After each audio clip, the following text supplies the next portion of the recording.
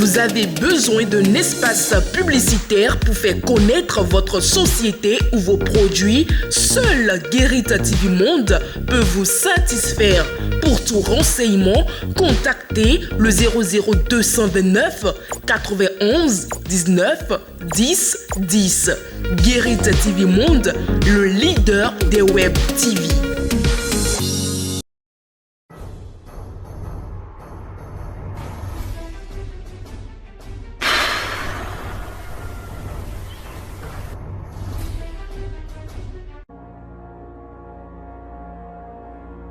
Bonsoir à toutes et à tous. Tout d'horizon, c'est de nouveau parti avec le bulletin d'information. Le Bénin n'exclut pas l'appel aux forces militaires rwandaises dans la lutte contre le terrorisme. C'est ce qu'on peut retenir des propos du chef de l'État s'agissant de la coopération militaire avec le Rwanda. Il s'est exprimé à ce sujet samedi 15 avril 2023 lors de sa conférence de presse conjointement animée avec son homologue du Rwanda en visite au Bénin, Charles Albondawi. La coopération militaire entre le Bénin et le Rwanda est plus que jamais au beau fixe. Les deux pays entendent de collaborer sur ce plan, notamment dans la lutte contre le terrorisme. À cet effet, le président Patrice Talon a affirmé que nous n'avons pas de limite dans l'expression de cette coopération. Le chef de l'État béninois a expliqué que la coopération militaire entre le Rwanda et le Bénin prend en compte plusieurs aspects. Elle peut aller, pour commencer, dans l'encadrement, le coaching, la formation, a-t-il laissé entendre. Il a ajouté que la coopération peut aboutir à un déploiement conjoint si le besoin se fait sentir. S'il y a des Rwandais qui travaillent au Bénin dans le civil, pourquoi des Rwandais ne travailleraient pas au Bénin dans le domaine militaire? Vice-versa, a-t-il confié en conclusion. On se rend à présent dans le septentrion et plus précisément dans la commune de Karimama. 2 hommes ont été froidement abattus par des hommes armés non identifiés au petit matin de ce lundi 17 avril 2023 dans l'arrondissement de Moncé. Cette fois-ci, des individus armés non identifiés ont jeté leur dévolu sur Karimama où ils ont abattu 2 personnes à Bakomaka, un village de l'arrondissement de Moncé, situé dans la commune. Selon les sources du quotidien Potentiel, les 2 hommes abattus étaient précédemment enlevés par les individus armés non identifiés. Ayant réussi à s'échapper dans un premier temps, ils ont été malheureusement repérés par leur bourreau dans la soirée du dimanche 16 avril 2023, puis ont été abattus froidement. Les sources précisent qu'ils étaient 3 sur la moto, 2 hommes et une femme. Les assaillants ont descendu la femme et ont abattu les 2 hommes qui ont réussi à leur échapper depuis bientôt 1 an. Parmi les 2 personnes tuées, il y a le frère du chef de l'arrondissement. Dernière information pour boucler cette session informative. Selon une étude menée par le Laboratoire national des stupéfiants sur 627 élèves inscrits dans des collèges de Parakou et de Cotonou, des substances psychoactives sont consommées par des apprenants. Parmi ces substances, le K2 était la substance la plus détectée. Quelle est l'origine de ces substances? Le docteur Bio Sia nous en parle dans cette interview. Sinon, la substance qui a attiré notre attention, c'était les cannabinoïdes de synthèse, qu'on appelait K2, que nous-mêmes, on était étonnés de découvrir ça chez les élèves. Et le lien qu'on a pu faire, c'est que ces substances-là, on les a détectées chez les élèves qui ont déclaré une consommation de chicha. Donc, on s'est dit que certainement, c'est un constituant du produit. C'est le cannabis de synthèse qui est 3 fois plus toxique que le cannabis feuille. Oui, c'est 3 fois plus toxique que le cannabis lui-même. C'est la fin du bulletin d'information. Dans un instant, mesdames et messieurs, vous suivrez le forum de discussion avec Charles Albondawi.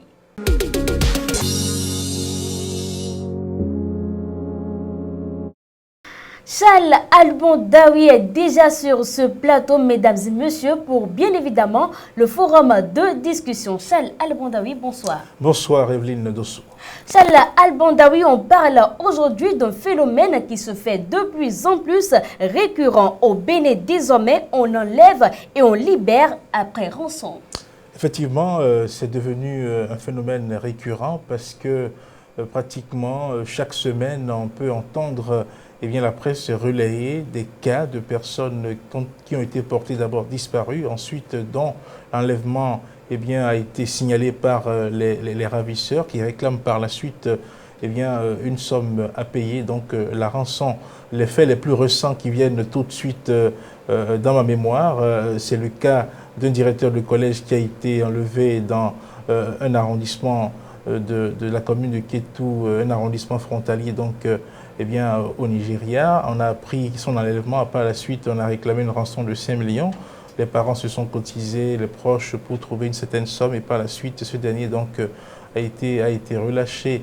Par la suite, quand on remonte un peu plus loin, on se rappelle qu'il y a eu eh bien, un enlèvement comme ça dans la commune de Niki où eh bien, l'intéressé a été donc emporté vers le Nigeria là-bas, et par la suite il a été libéré après paiement de rançon.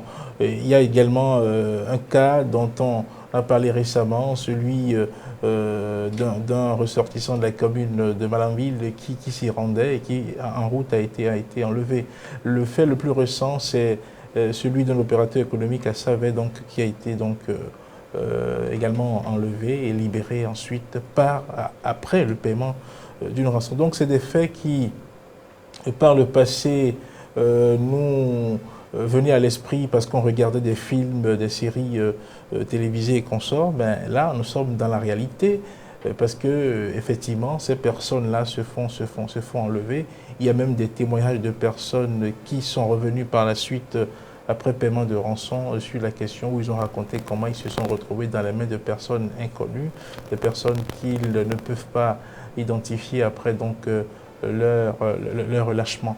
Bref, c'est une situation que nous vivons aujourd'hui. Le Bénin connaît dans une partie, notamment dans la partie au nord, des menaces de terroristes dans certaines communes. Mais quand ça vient se greffer à cela, on se pose des questions. Qu'est-ce qui se passe? Est-ce que c'est toujours une autre manifestation de ces menaces de terroristes ou si c'est des faits d'insécurité qui sont organisés par des personnes que l'on n'arrive pas encore à identifier, parce que pour ces cas-là, on n'a pas vraiment eu le retour de ce que la police a mis la main sur ces personnes-là. Récemment, pour le cas de l'opérateur économique de Savet, on a appris que des présumés ravisseurs ont été arrêtés par la police. Par la suite, bon, nous ne savons pas quel sort leur a été réservé, mais pour dire que c'est quand même une situation qui devient de plus en plus inquiétante. Alors Charles Albondaoui, vous évoquiez tout à l'heure l'aspect terrorisme. Dites-nous, que peut-on faire alors pour qu'en plus de ces menaces terroristes, cette pratique ne devienne pas une filière? Oui, vous savez, en dehors de ceux qui essaient d'utiliser cette technique-là pour escroquer des proches, pour prendre de l'argent, parce que malheureusement, il faut dire également, on a eu des cas où c'est des enfants qui ont simulé des enlèvements pour prendre de l'argent à leurs parents. C'est déplorable. On a même vécu un cas récemment où un soi-disant influenceur sur TikTok s'est permis de mettre en scène un enlèvement en ligne. Voilà des faits qu'il faut décourager. C'est des personnes qu'il faut arrêter et sanctionner avec la dernière rigueur, parce qu'on ne peut pas utiliser ce genre de faits, d'événements pour faire donc de la comédie ou bien pour s'amuser avec. Les dispositions, c'est d'abord des dispositions personnelles. Il faut que les individus, surtout dans des régions qui sont des régions frontalières au Nigeria, que ces individus-là prennent des dispositions pour ne pas se retrouver en certains lieux tout seuls, prennent des dispositions pour ne pas s'exposer à ces risques-là. Déjà que, on se rappelle que on a déjà demandé aux concitoyens d'éviter, par exemple, de monter à bord de véhicules dont ils ne connaissent pas les conducteurs. Quand on s'amuse, par exemple, à faire de l'autostop sur la voie, c'est des comportements, par exemple, qu'il faut éviter pour ne pas tomber dans des situations comme ça. L'autre chose, c'est que la police républicaine doit travailler sur ces techniques d'enquête en la matière. Nous ne sommes pas en train de leur apprendre leur métier, loin de là, mais il est important qu'avec la récurrence de ces faits-là, il faut que la police républicaine puisse se doter de moyens qu'il faut pour que, eh bien, et ces personnes-là soient retrouvées. On sait souvent que quand il y a ces cas d'enlèvement, les ravisseurs font le chantage, disent eh bien, aux personnes, aux parents de ne pas alerter la police, ou sinon que, eh bien, ils verraient leurs parents, comment dirais-je, tués. C'est souvent ce genre de menaces qui font que parfois même ceux qui travaillent et puis cotisent pour envoyer l'argent, le font parfois sans que la police ne soit vraiment au courant. Mais je pense qu'il est important d'avertir la police. La police a les outils, les moyens qu'il faut pour rester discret dans des situations comme ça, pour suivre donc les cas jusqu'à mettre la main sur les ravisseurs. Il y a beaucoup de techniques que la police maîtrise sans doute pour mettre la main sur ces personnes-là. Et je pense aussi qu'il est temps que notre police, eh bien, on puisse aller, ce n'est pas nouveau, mais on a comme l'impression qu'aujourd'hui, quand on dit police, on ne voit que tout le bloc. C'est comme si on ne voit pas les unités spécialisées de la police. Or, il y en a des unités spécialisées de la police. Il faut que, bien, on puisse travailler dans ce sens-là pour qu'on spécialise des unités pour travailler sur des questions précises. Je pense que ça va donner beaucoup plus d'efficacité à la police, notamment à nos agents, qui n'auront qu'à travailler sur des thématiques données. Par exemple, les cas d'enlèvement, après qu'on réclame des rançons, ce sont des sujets quand même assez spécifiques qui nécessitent une certaine expertise. Donc du coup, il est important qu'on puisse créer, si ça n'existe pas encore, des unités spécialisées au sein de la police qui vont s'occuper de ces questions-là de façon donc exclusive. C'est important puisqu'il s'agit des questions de sécurité pour nos populations et quand on ne prend pas des mesures qu'il faut, ça devient des faits d'insécurité, ça ne fait pas dormir, comment dirais-je, paisiblement chez soi si l'on doit être exposé à des cas d'enlèvement un peu partout. Il est vrai que nous sommes ici au sud du Bénin, dans des régions où nous ne vivons pas ces choses, mais ce sont des concitoyens qui le vivent dans ces régions-là et il faut que, eh bien, on puisse trouver le moyen de leur accorder, de leur créer également un environnement donc de sécurité. Alors merci à vous Charles Albondawi pour vos explications. C'est moi qui vous remercie. Mesdames et messieurs, c'est le moment de suivre la vidéo du jour.